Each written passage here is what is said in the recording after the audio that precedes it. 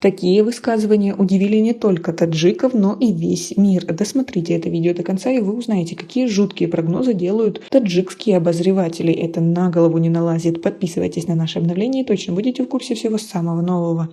Речь о том, что вызывает у нас особую озабоченность и тревогу. Эксперт в сфере политики поделился мнением относительно ситуации, происходящей в Украине. Россия начала специальную военную операцию по защите Донбасса на Украине. О продолжительности, целях, миссии и судьбе украинского президента рассказал политолог. На вопрос журналистов о длительности операции эксперт ответил, что в случае, если войска вооруженных сил Украины, расположенные за Днепром, будут окружены, военные действия закончатся за один день. Если это будет сделано, им сопротивляться бессмысленно, надо бежать за Днепр, чтобы их не отрезали от переправ. Тогда все это может произойти в считанные часы, пояснил аналитик. По мнению эксперта, заявленная задача президента Российской Федерации Владимира Путина о денацификации Украины может продлиться годы, если ее рамки не будут правильно очерчены. Эксперт высказался и о возможной судьбе нынешнего украинского лидера Владимира Зеленского. Ищенко напомнил об обещаниях Путина предать к суду ответственных. К ответственности его могут привлечь и на самой Украине. А как вы относитесь к такому мнению? Свои ответы напишите нам, пожалуйста, в комментарии. Свои же спросят. Вначале обещал мир, а потом обещал победу. А теперь что случилось? Задался вопросом политолог. Убежать Зеленский, как считает эксперт, может в Польшу. Напомним, 21 февраля 2022 года Россия официально признала независимость ДНР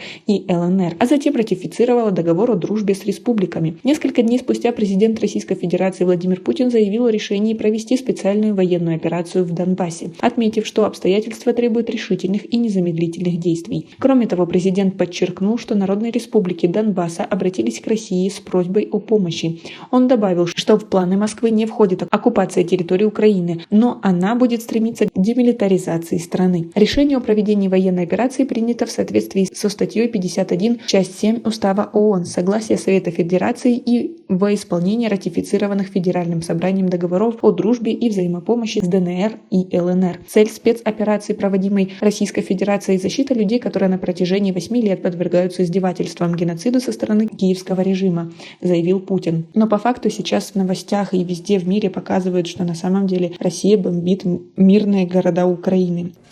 А теперь пусть разбираются, кто их к этому толкал. Хотя тут несложно разобраться.